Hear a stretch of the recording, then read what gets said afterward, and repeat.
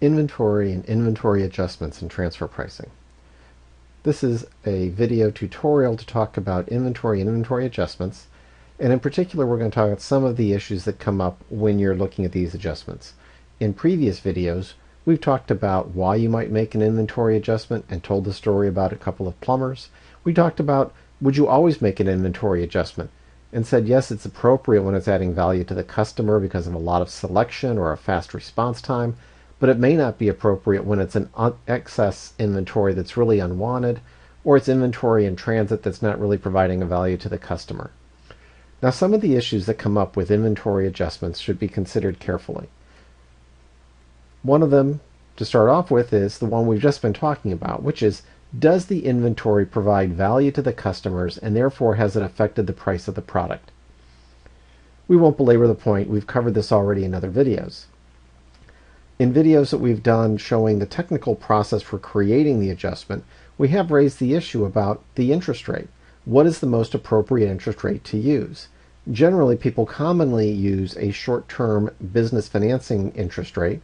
The IRS has very specific rates that it uses in its APAs, and it may be appropriate to use that when the APAs are being negotiated.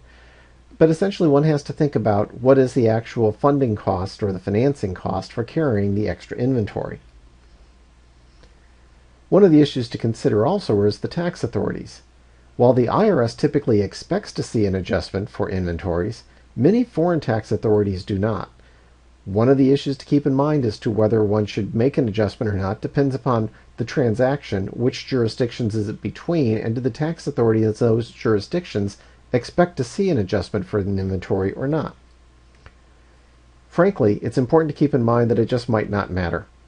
The inventory adjustment generally produces very small movements in the financial statements. We generally adjust the comparables, so we're seeing a small movement in their operating margins or their return on assets or Berry ratios.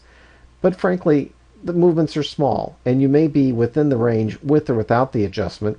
And so doing it both ways may be the quickest way to show both tax authorities, the IRS who expects to see one, and a foreign tax authority who may be opposed to them, that it really doesn't affect the conclusion at all.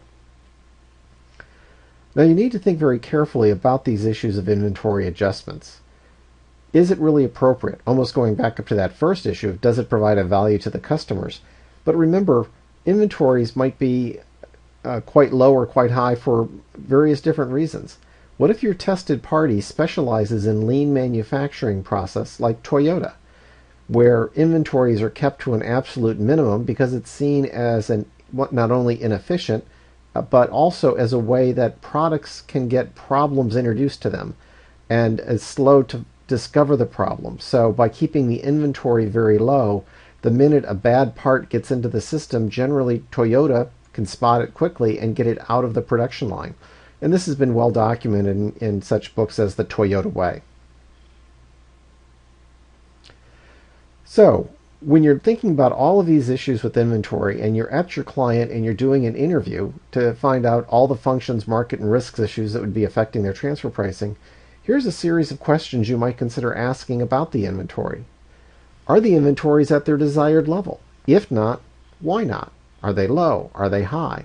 What is the mix of your inventories? Raw materials, work in process, or finished goods?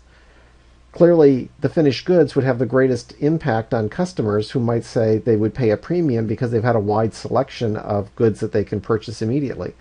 If the inventories are all in work in process, that may not be adding great value to the customers. Is some of the inventory in transit? And that may raise a real issue as to whether it gives value to the customers. Do your competitors hold more or less inventory than you do? It'd be important to know why they might be holding different levels of inventory. Do you have a lean manufacturing process that minimizes inventory? What is your cost of short-term financing? Since this is most likely going to be the cost of carrying that extra inventory that may provide a value to the customer, but still there's an expense behind providing it. Do you have a right to return unsold inventory to your supplier? This can be very important in selecting your profit level indicator, and one of the things to consider in making an adjustment for inventory and in selecting profit level indicator, whether that inventory necessarily is going to be on the books or whether it could move quite quickly. Another variation of this is, does your supplier offer discounts to sell old inventory? So in that case, I talked about in a previous video about an excess amount of inventory after the Christmas season. Does the distributor have to bear the cost of offering discounts to move that inventory out?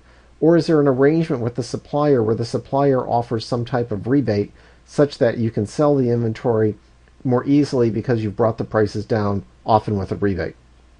Thank you and have a good day.